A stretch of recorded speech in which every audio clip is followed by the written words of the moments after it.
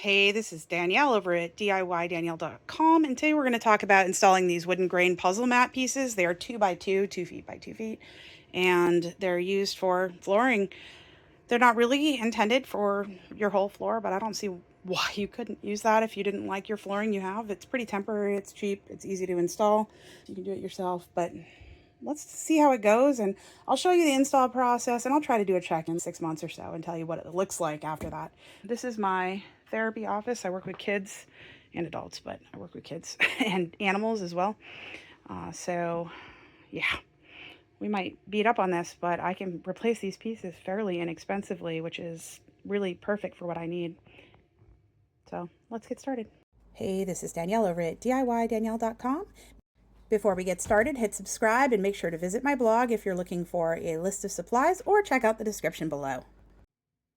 Hello. So today I'm installing these. These are awesome. I wish I had seen these and know they existed before, because I have been dealing with this wood floor in my office, and I needed something that was easy to clean, water resistant. If it got ripped or broken, it wouldn't matter. I couldn't spend thousands of dollars on flooring. Like, it just didn't make sense, and I really didn't want to do the work of installing laminate. I've done it before, but it's not my favorite job.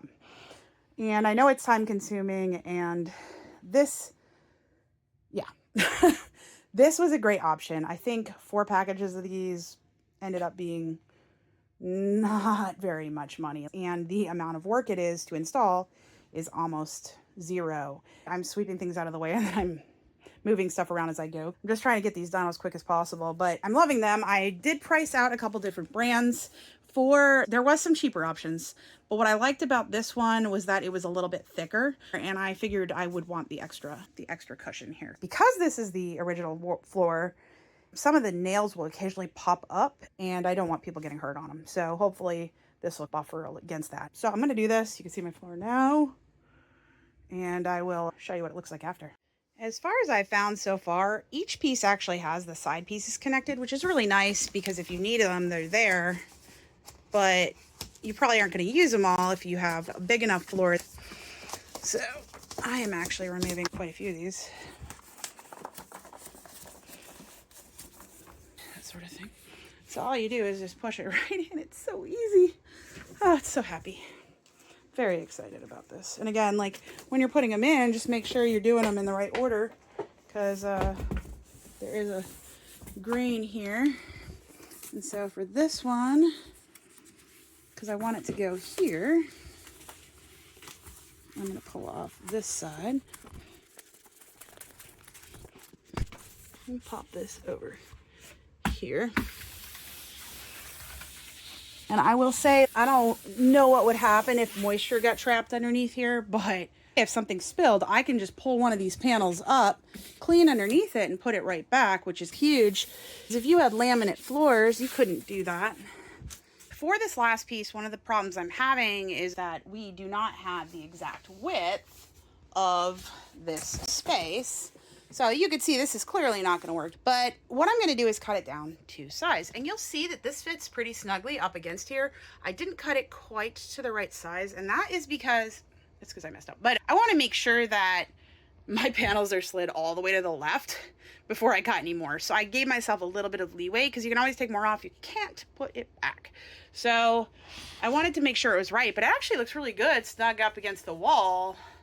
I am going to cut this. You want to take your measuring tape, and if you could slide this underneath, do that, because that'll be easier. But you want to figure out how much you need from the wall, or the placement of your thing, to the tip of this. The tip of your, sorry, this. So you're not measuring to here, you're measuring to here, but you're also gonna adjust for that on your mat as well. So this was 17 1/4. And you could see, and now I wanna make sure I get the wood grain going in the same direction. But what I'm gonna do is measure 17 1/4 and mark it using a dry erase marker, and I'm gonna measure it from here, because that's where, so I'll mark 17 1/4 at a couple places along this, and then I'm gonna cut it at that point. You can see the marks. Just be really careful, because dry erase will erase very easily. which is the point. You line up your lines and you just draw your line that you're going to cut along, so that way it's easier when you start cutting. As you can see, I have the line, and I'm going to use electric scissors because these actually work pretty well. You could cut with just a regular knife or probably regular scissors, although be careful. Don't use your mom's sewing scissors, please. She'll be upset. Double check your measurements. And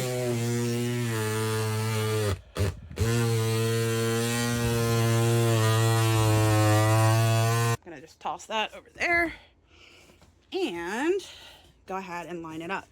Now again, you can always take more off if it's not quite right. This actually looks like it's going to fit better than the other one did, which is interesting. Maybe I have something blocking it in the back there. I think I have some corner trims. That might be part of the issue. One of those. But you can see, again, it's snug against the wall, so that should hold it nice and tight so it's not shifting around. And yeah, now I just got to do this to the rest. I'm actually saving these pieces here to see if I can use them. I am trying to figure out this square here because I got to go around this. And then I'll have to cut a piece here, but I want to do this one first. So it's a little tricky. So I attached it here and just drew a line. And again, this is using dry erase, so it might erase, but we're not cutting this whole way though. So what I'm going to do is actually move this again up here. Okay, so obviously it's not connected here, but it is connected here. And this time I am going to use this and I'm going to draw the line this way. And this is the square or the corner we need to cut. So I'm just going to draw it here. Okay, so does that look right? Yes, it does. Is everything in the right direction? Yes, it is. Let's go ahead and cut it out and see how it fits. Okay, so let us see. And just a heads up, that is not dirt. If it is, it's stuck dirt. I think it was probably schmutz from when I was putting my thing in. So I'm going to make sure that is smushed together a little better.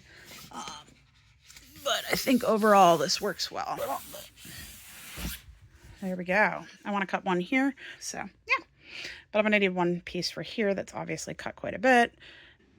So you're going to hate this. But I ran into a situation where I'm pretty much done unless I want to fill in these areas, which I could order another container of these, but I really just don't care. I've got two things I want to show you. I ended up using some scraps and just covering this piece. Yes, the wood grain's in an opposite direction, but there's going to be a desk right here, so I don't really care. This is scraps.